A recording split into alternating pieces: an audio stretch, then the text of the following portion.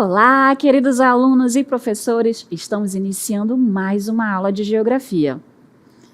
Eu sou a professora Juliana e estarei acompanhando vocês ao longo de todo este momento. Vamos agora verificar o número e o objeto de conhecimento de nossa aula. Estamos na aula de número 6, com o objeto de conhecimento, identidade sociocultural, com um detalhamento, a influência de diferentes sociedades na modificação da paisagem amazônica, os povos indígenas do Amazonas e sua identidade sociocultural. Então, vamos lá, dar início à nossa aula.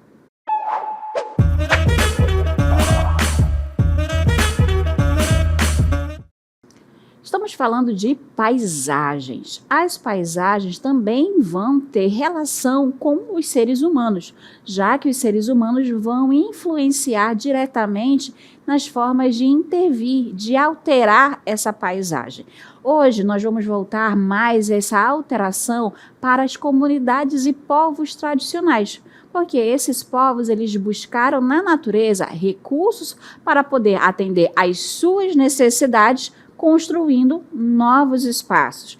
No entanto, a gente vai verificar que esses recursos que são extraídos, eles não vão ser extraídos em sua totalidade, porque há a necessidade de, novamente, em um futuro, eu ter que extrair este recurso. Então, eles dependem da natureza. Então, eles vão executar o seu modo de vida de forma mais sustentável, e cada cultura acaba colocando essa prática da sua própria forma.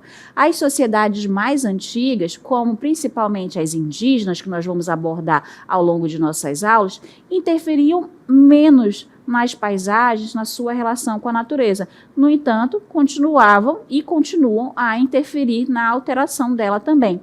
Através de diversas atividades, os povos tradicionais, as comunidades tradicionais acabam interferindo nessa paisagem, através da coleta, da caça, da pesca, do pastoreio, da criação de algum tipo de gado e também da agricultura ou o roçado. Essas técnicas vão utilizar instrumentos mais rudimentares ou instrumentos mais simples para a prática dessa agricultura. E a gente vai ter como exemplos dessas comunidades e povos tradicionais os indígenas, os quilombolas e também os ribeirinhos. As comunidades tradicionais, elas vão manter a sua identidade cultural no perpassar, ou seja, pegando de uma geração para outra o passar dos seus costumes, dos seus hábitos e de suas sabedorias e conhecimentos. E vão passando, então, para a próxima geração futura, que vai acumulando esses saberes mais antigos. Então, a gente vai começar a nossa aula justamente vendo isso. Quem são esses povos? Mas antes, aonde é que esses povos vão estar localizados? A gente vai trazer primeiro a temática da Amazônia. Então, aonde é que está a Amazônia? A Amazônia é formada pela floresta amazônica e também por todo o recurso hídrico, ou seja, toda a bacia hidrográfica na Amazônia. Sendo que a floresta amazônica é a maior floresta tropical do mundo, cobrindo aproximadamente 5,5 milhões de quilômetros quadrados. Então, olha só, ela é muito extensa. É uma região que ela não vai ser exclusiva do Brasil. A gente vai já verificar no mapa que ela vai também estar presente em outros países aqui da América do Sul.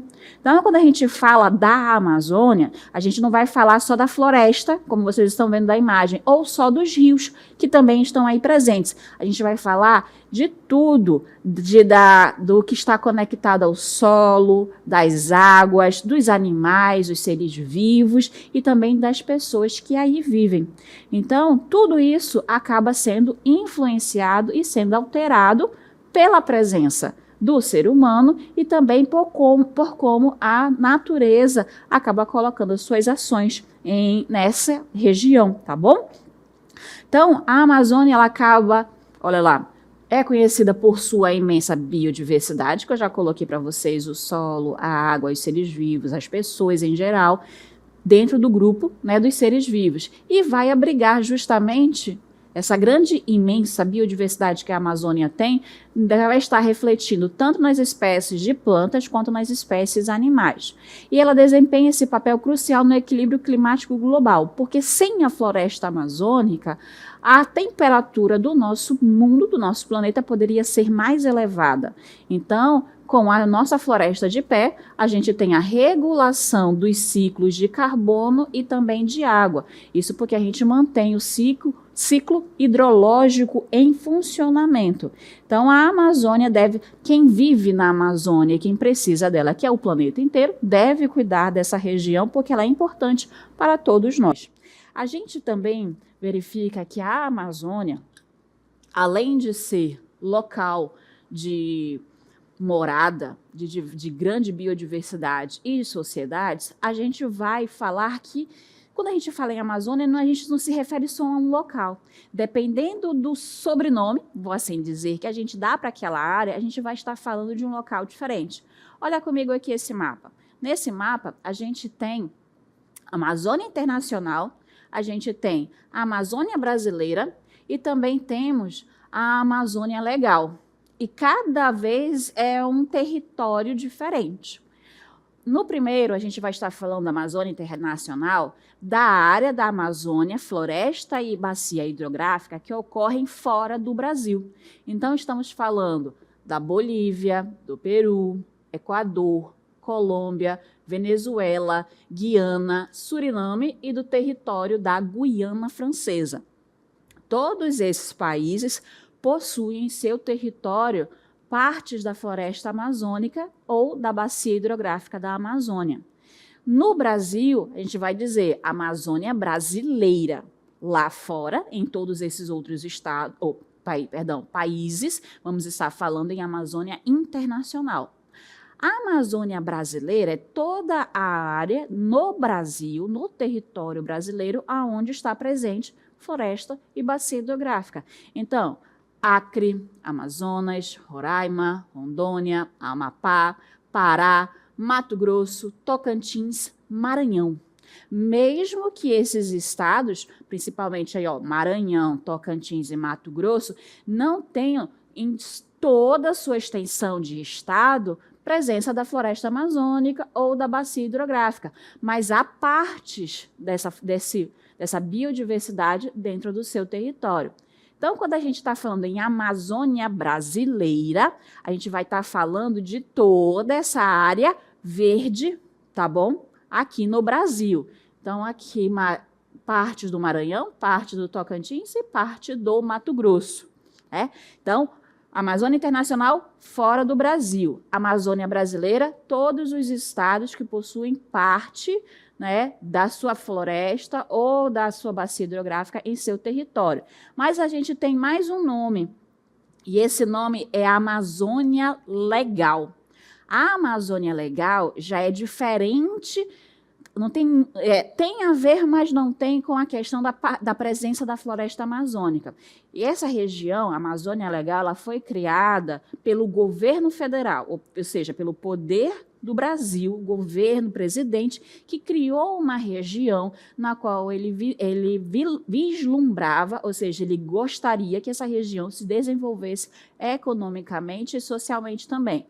Quando a gente fala, então, de Amazônia Legal, a gente vai estar falando completamente, incluindo já os estados do Maranhão, do Mato Grosso e Tocantins. Quando antes eu estava falando de Amazônia brasileira, tá parcialmente Maranhão, Tocantins e Mato Grosso. Vocês conseguem ver a diferença? Quando eu falo Amazônia brasileira, é só onde tem a presença dela. A Amazônia Legal é a região que o Estado Federal, o Brasil, criou. Então, é diferente e acaba englobando totalmente esses 3 estados. Que também é diferente da chamada região norte. Né? A região norte ela é formada por estados brasileiros, que aí nesse mapa eles vão formar essa região. Exclui, então, Maranhão, pega completamente Tocantins e exclui novamente o Mato Grosso. Então, temos Roraima, Amazonas, Pará, Acre e Rondônia, 6 estados que vão compor a região, 7 estados que vão compor a região norte. Então, são termos que vão estar coincidindo com o local, né, como a gente pode ver nesse mapa, mas que eles falam de ambientes diferentes a partir do que você quer utilizar. Falou em Amazônia, qual delas? A Amazônia brasileira, parcialmente esses estados, completamente outros. A Amazônia Legal já é uma região criada pelo governo federal.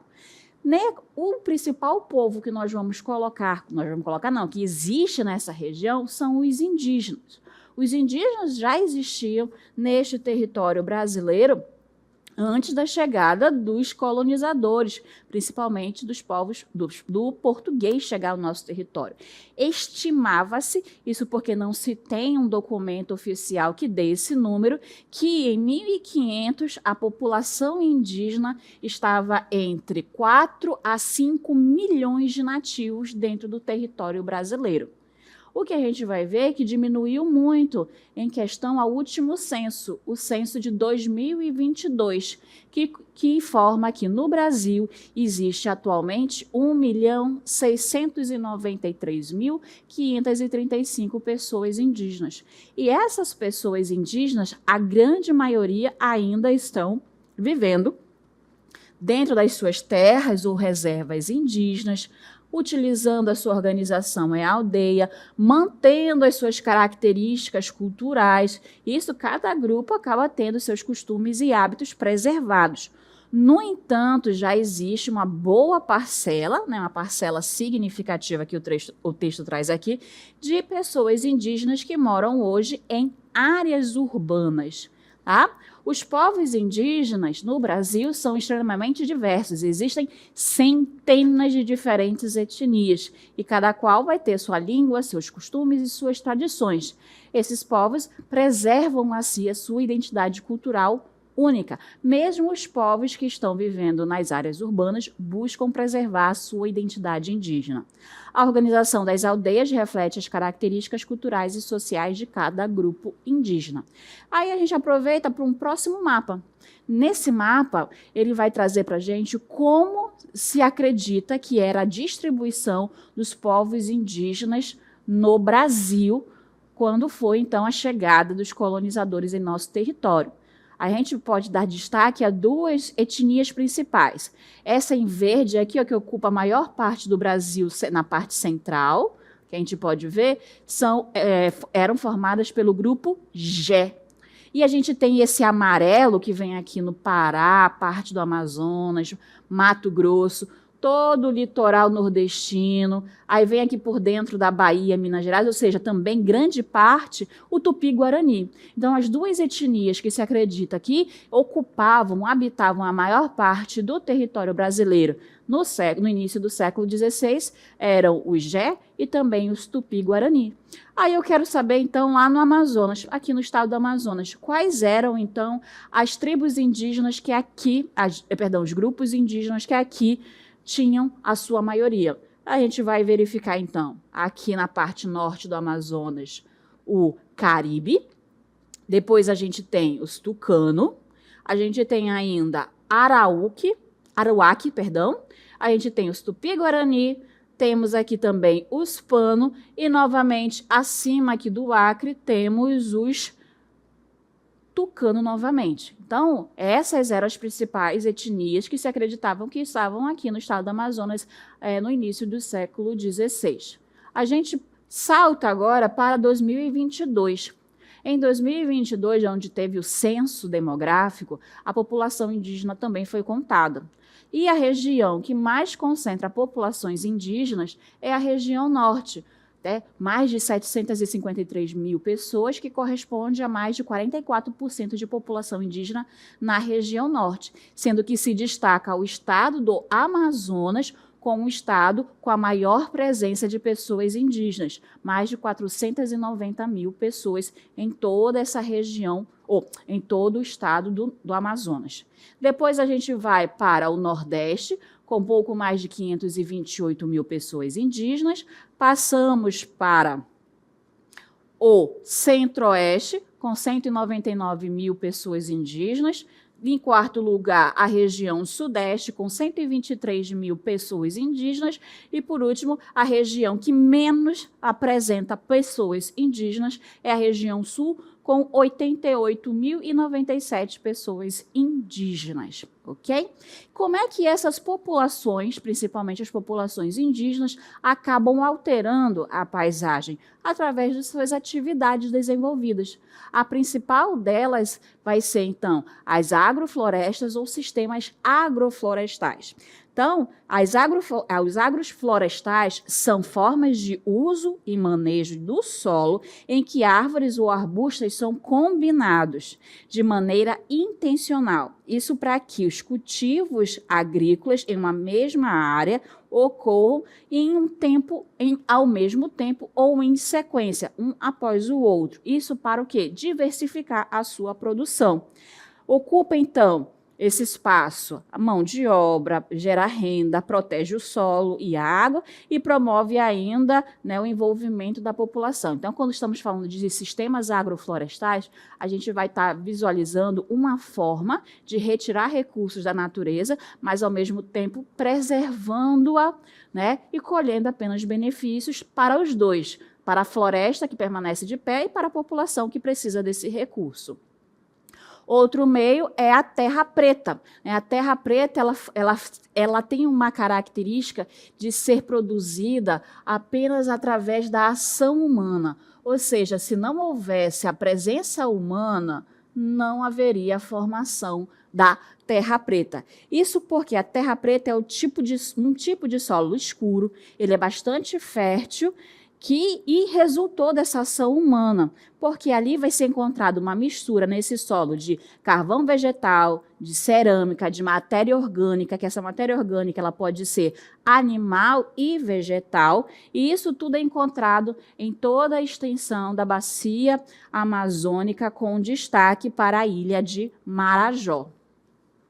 Outra forma também que esses povos vão acabar alterando a paisagem é através da roça ou a chamada agricultura de coivara. Ela é uma técnica rudimentar, então as pessoas vão plantando até o solo deixar de ser fértil. Aí eles abandonam essa área e vão para uma próxima, a fim de ter um novo solo com maior fertilidade.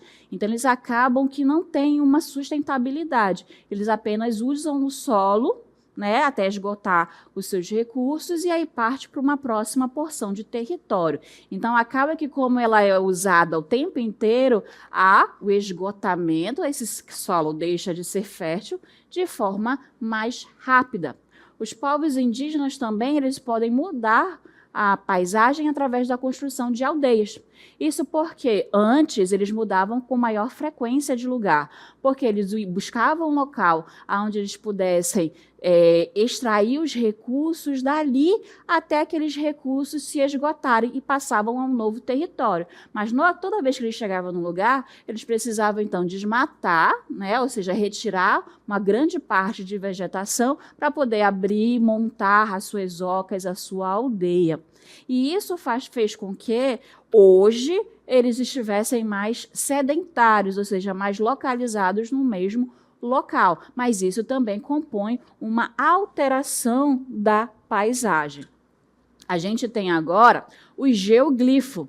O geoglifo ele também é uma forma da gente conseguir verificar a alteração da paisagem, porque são imensos desenhos no chão que vão ser localizados tanto em áreas de morro como em áreas planas. E aí eu vou trazer para vocês agora alguns desses geoglifos.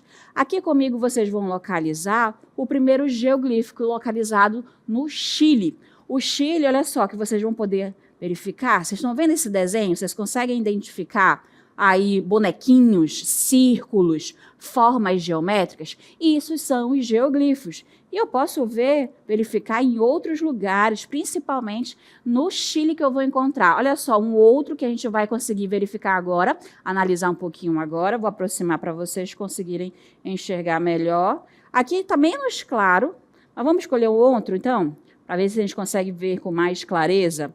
Vamos ver esse daqui, isso fica mais claro para a gente. Mas o geoglifo é isso, são diversas formas geométricas que existem. Aí, são linhas. Vocês conseguem verificar as linhas, né? Olha só, e formas geométricas.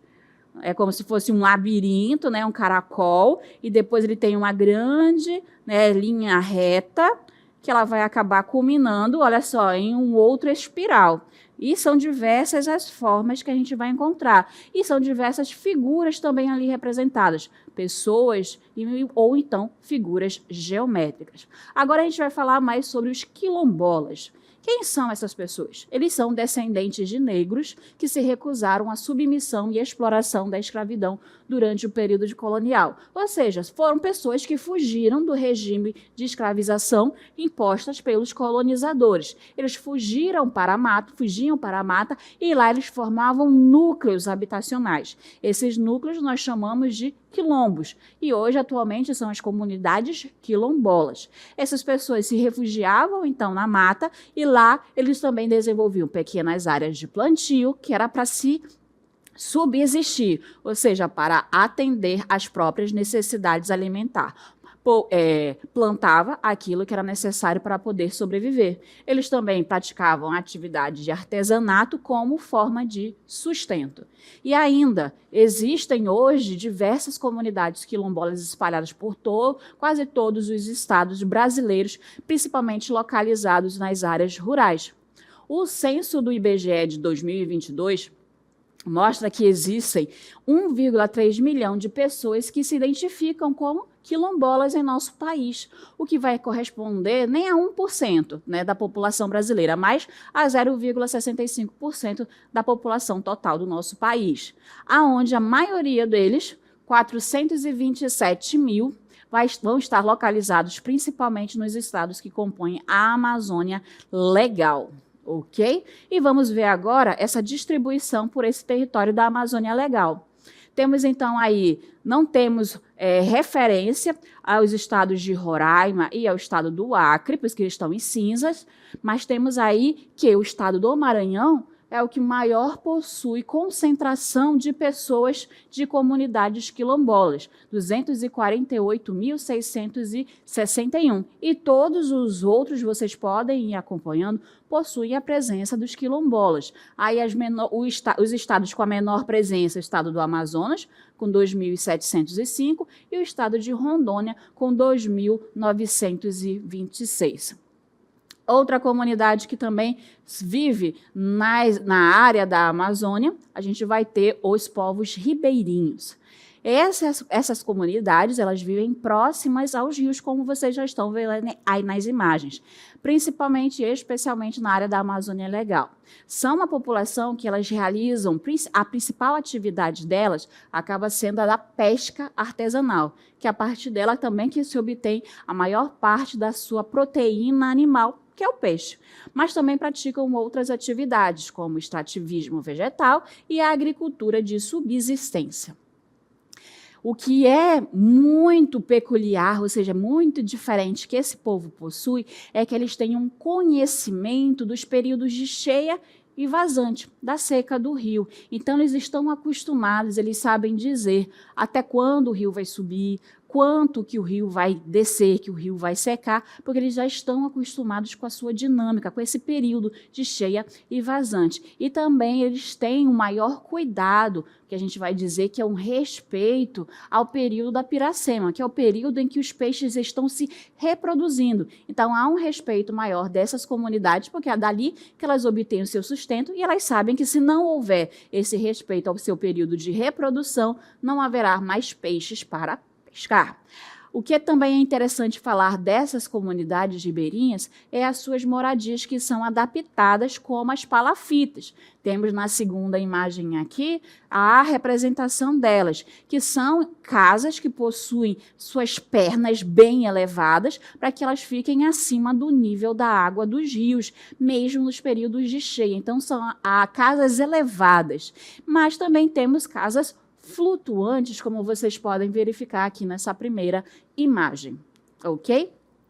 Então, a gente já verificou na Amazônia a questão dos povos indígenas, verificamos as comunidades quilombolas e também analisamos agora um pouco sobre as comunidades ribeirinhas. Todas essas populações têm suas contribuições dentro do nosso território, que a gente vai agora ouvir um pouco mais sobre elas com o professor Dário de Sociologia.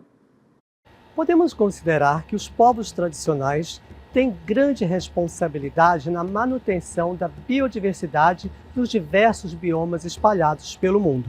Entendemos como os povos tradicionais os indígenas, os ribeirinhos e os quilombolas. O Brasil, e especialmente a Amazônia, possuem povos tradicionais espalhados por todo o seu território.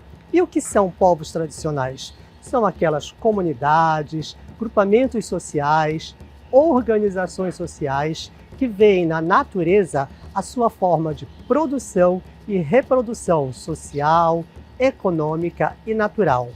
Para isso, eles têm que preservar essa natureza para garantir a própria sociedade. Os ribeirinhos aqui na Amazônia são aqueles povos que vivem nas várzeas, e as várzeas são um bioma rico que tem que ser compreendido para a sua manutenção. É dela que eles extraem o seu alimento, extraem o seu sustento e a sua reprodução social.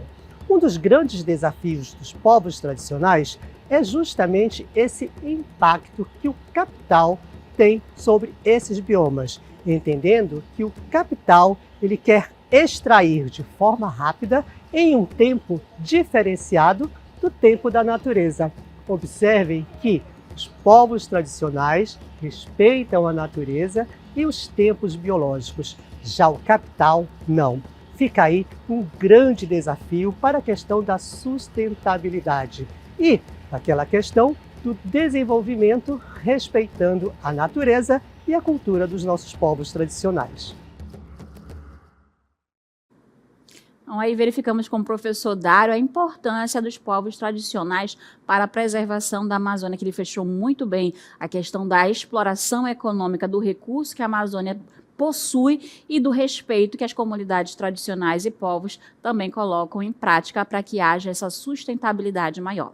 Aqui ao meu lado agora existem diversos nomes que correspondem a diferentes etnias que encontramos no estado do Amazonas. E a gente vai verificar algumas dessas a partir de agora. Mas antes a gente vai verificar os principais povos, grupos indígenas ao longo da região norte, nesse mapa. Olha só, nesse mapa então a gente consegue identificar algumas cores. Essas cores vão justamente fazendo a ligação, a relação com eles. Aí eu trago para vocês, no estado do Amazonas, a maior, que é esse rosa, se refere aos Ticuna, e vai na sequência temos o Yanomami, os Mura, o Baré e também os Sateré-Maué.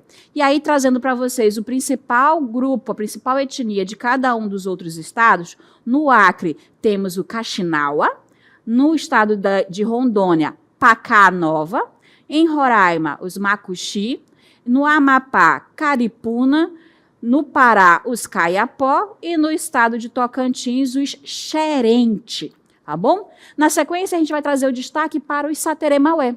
Os Sateré-Maué, eles são os inventores da cultura do Guaraná. Eles conseguiram domesticar essa trepadeira e conseguiram, então, que fizesse que o Guaraná fosse conhecido no mundo inteiro. Esse grupo, eles ocupavam principalmente essa região que está colorida no mapa, que vai estar presente entre os estados do Amazonas e do Pará. Eles vão ser encontrados ainda nos dias de hoje nos municípios de Barreirinha, Parintins, Maués, Nova Olinda do Norte e também na cidade de Manaus, todas elas dentro do estado do Amazonas. Passamos agora a falar dos Ticuna. Os Ticuna, que também é um grupo numeroso em toda a região da Amazônia brasileira, está também aqui presente no estado do Amazonas. E eles vão ter uma história de maior enfrentamento, ou seja, de maior violência contra os seringueiros, justamente pela disputa desse território, e também contra pescadores e madeireiros na região do Rio Solimões. né? E esses desafios que eles enfrentaram hoje se volta para a sustentabilidade econômica e ambiental. Possuem uma grande relevância e reconhecimento internacional com relação à sua arte e à cultura que está espalhada pelo mundo através de máscaras, desenhos e pinturas. E são localizados principalmente nos municípios de Tabatinga, Benjamin Constant, São Paulo de Olivença, Amaturá, Santo Antônio do Içá e no município de Tocantins. Temos agora os Mura. Os Mura também são localizados no estado do Amazonas, é um grupo que está mais presente, como vocês podem ver, pelas cores que estão nesse mapa. Todos esses municípios fazem parte do estado do Amazonas e eles ocupam principalmente a região do complexo hídrico do rio Madeira, do rio Amazonas e também do rio Purus. Eles vivem tanto em terras indígenas como também em áreas urbanas, regionais. Eles são um povo navegante e possuem um grande conhecimento e mobilidade territorial através dos seus usos dos igarapés, dos furos, das ilhas e também dos lagos. Eles estão dispersos, ou seja, são encontrados em mais de 40 terras indígenas que estão em diferentes estágios de regularização, né? Algumas já oficializadas, outras ainda não. Mas são encontrados principalmente nos municípios de Alvarães, Anuri, Beruri, Careiro, Altazes, Borba, Careiro da Várzea, Novo Aripuanã, Itacoatiara, Manaquiri, Manicoré e Uarini. E temos, por fim, aí os Yanomami, por fim não, ainda tem mais um, os Yanomami, que são um grupo de caçadores agricultores, né? Eles são compostos por 4 subgrupos, os Yanomai, os Yanomamis, os Sanima e os Ninan, e cada grupo possui a sua língua própria, sendo a 7ª maior etnia indígena brasileira. E como vocês podem ver, são localizados entre o Amazonas e o estado de Roraima, nos municípios de Barcelos, Santa Isabel do Rio Negro e São Gabriel da Cachoeira.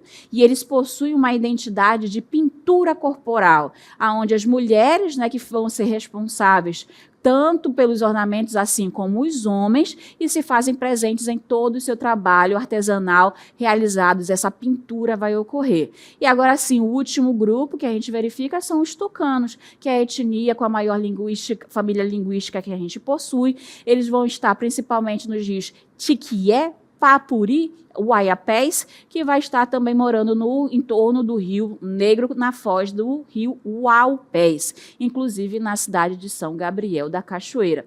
Eles possuem também aí talento artesanal, e a gente dá destaque aos bancos feitos de madeira para os rituais, para os seus rituais, e também que são obrigatórios para as cerimônias e são utilizados pelos seus líderes, o Cumua e o Baiá. Essas foram, então, as principais informações que eu tinha a trazer para vocês quanto às comunidades tradicionais e os principais povos indígenas do Amazonas. Até a próxima!